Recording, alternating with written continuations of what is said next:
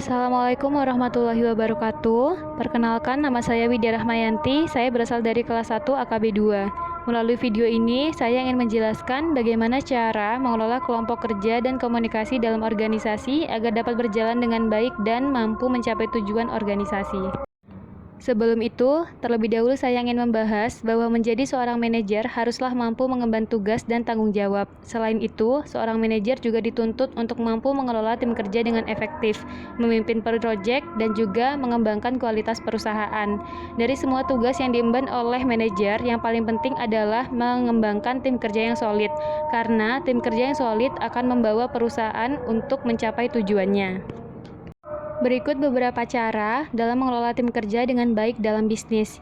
Yang pertama adalah mempertahankan komunikasi dengan baik. Karyawan akan selalu ingin mengetahui perkembangan dan informasi terbaru mengenai proyek, sehingga ketika menjadi seorang pemimpin haruslah bersikap terbuka dan juga menjaga komunikasi dengan karyawan. Selain itu, ketika menjadi seorang pemimpin haruslah dapat memberikan feedback yang baik bagi setiap progres yang dilakukan karyawan, sehingga karyawan merasa dihargai dan semangat dalam bekerja. Yang kedua, manajer haruslah mampu untuk membangun hubungan kerjasama yang positif dengan karyawan. Yang ketiga, hargai pekerjaan karyawan.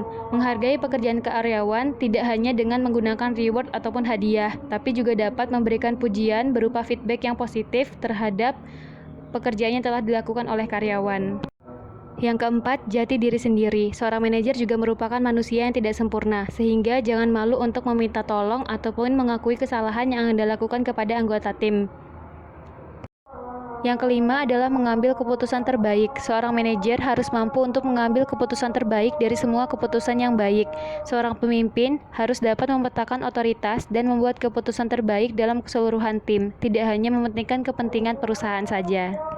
Yang keenam adalah mendelegasikan tugas kepada orang yang tepat. Seorang manajer haruslah mampu untuk menilai kemampuan dari setiap anggota timnya, sehingga ketika memiliki proyek, seorang pemimpin harus dapat mendelegasikan tugas tersebut kepada orang yang tepat.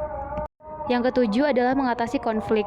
Konflik dapat membawa pengaruh negatif kepada perusahaan dan juga tim kerja, sehingga sebagai pemimpin, manajer harus mampu untuk mengatasi konflik secepatnya. Yang kedelapan, berikan contoh yang terbaik. Sebagai seorang pemimpin, manajer dijadikan role model bagi seluruh anggota timnya, sehingga harus dapat menjadi tauladan dan memberikan contoh yang baik kepada semua karyawan.